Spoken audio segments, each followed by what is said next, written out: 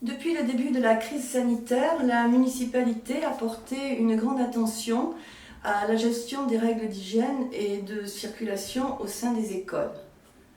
Cela s'est traduit par un renforcement du personnel municipal qui, sans relâche, désinfecte les locaux scolaires, les jeux, le matériel utilisé et assure également, avec les enseignants, le lavage très régulier des mains des enfants.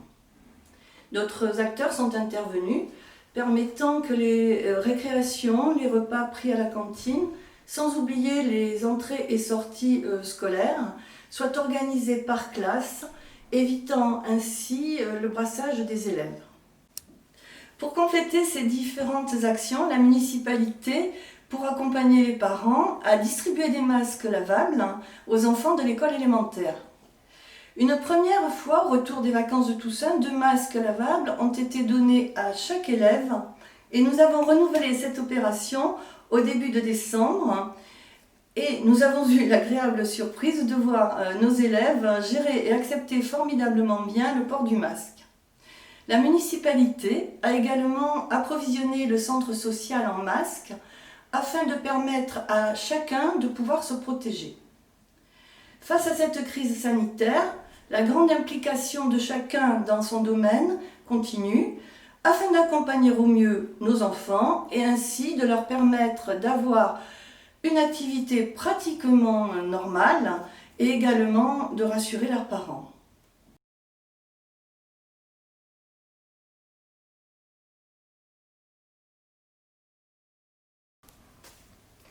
Depuis la rentrée des classes de septembre, nous avons organisé l'école de manière à respecter les consignes sanitaires et le protocole sanitaire.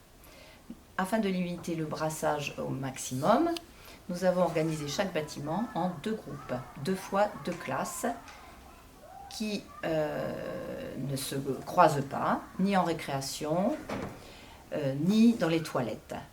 Soit les toilettes sont nettoyées entre chaque passage, soit les enfants ont réellement des toilettes séparées.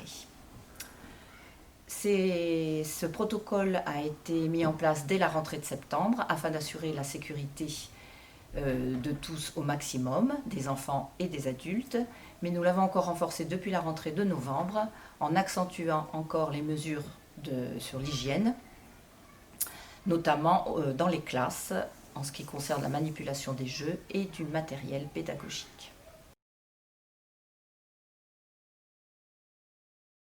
Sur chaque site maternel, les Lavandes et les Romarins, le périscolaire a calqué son fonctionnement sur l'école. Pour la restauration, par exemple, aux Lavandes, 2 classes mangent sur la partie gauche de la cantine, les classes de petite section. Sur l'autre partie, les 2 autres classes. Les départs au dortoir se font de manière échelonnée. Le lavage de mains est essentiel et prend beaucoup de temps, tout comme la désinfection des toilettes après le passage des enfants. Au Romarin, la cantine s'organise en 2 services. Au premier, la classe de moyenne section et une classe de grande section, et au second, les 2 autres classes de grande section. La distanciation au dortoir est maintenue d'au moins 1 mètre entre les enfants de groupes différents. Depuis la rentrée, les équipes ATSEM, les animateurs mairie, les animateurs LEG Grand Sud ont travaillé autour des gestes barrières avec les enfants, gestes qui sont très vite devenus naturels.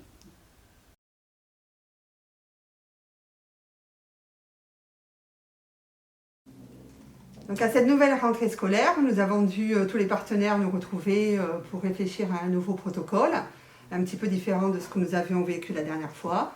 Donc on s'est tous retrouvés, les enseignants, les animateurs, le personnel des écoles, le personnel du service scolaire, du service prévention.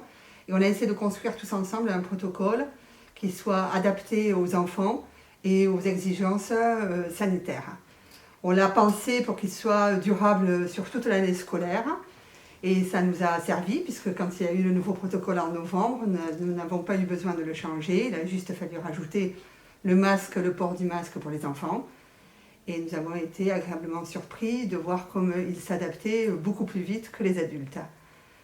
On remercie vraiment ceux qui ont eu l'idée d'inventer les masques, parce que c'est grâce à ça qu'on est sauvés.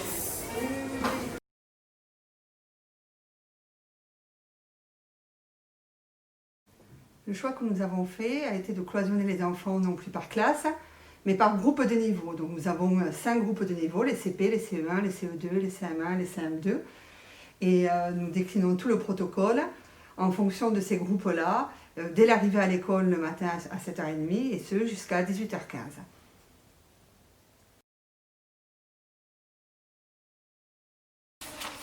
Voilà, et tu vois, je l'ai passé juste dessous là, t'as vu?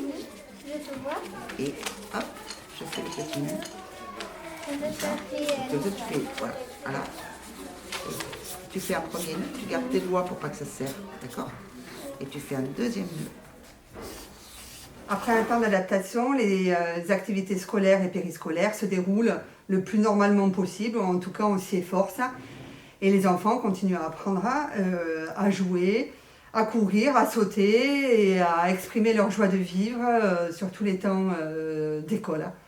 Donc nous, au niveau du périscolaire, les enfants continuent à faire des activités, autant des activités en extérieur, des jeux de cours, libres ou encadrés par les animateurs. On peut aussi aller profiter des espaces municipaux extérieurs comme le gymnase et le dojo. Et à l'intérieur, chacun ayant son petit espace dédié, ils continuent aussi à faire ou des activités libres ou des activités dirigées autour du bricolage, des créations de jeux de société. Là, on est actuellement en train de préparer les fêtes de Noël et d'essayer de donner du baume au cœur à tous les habitants d'Escalquens.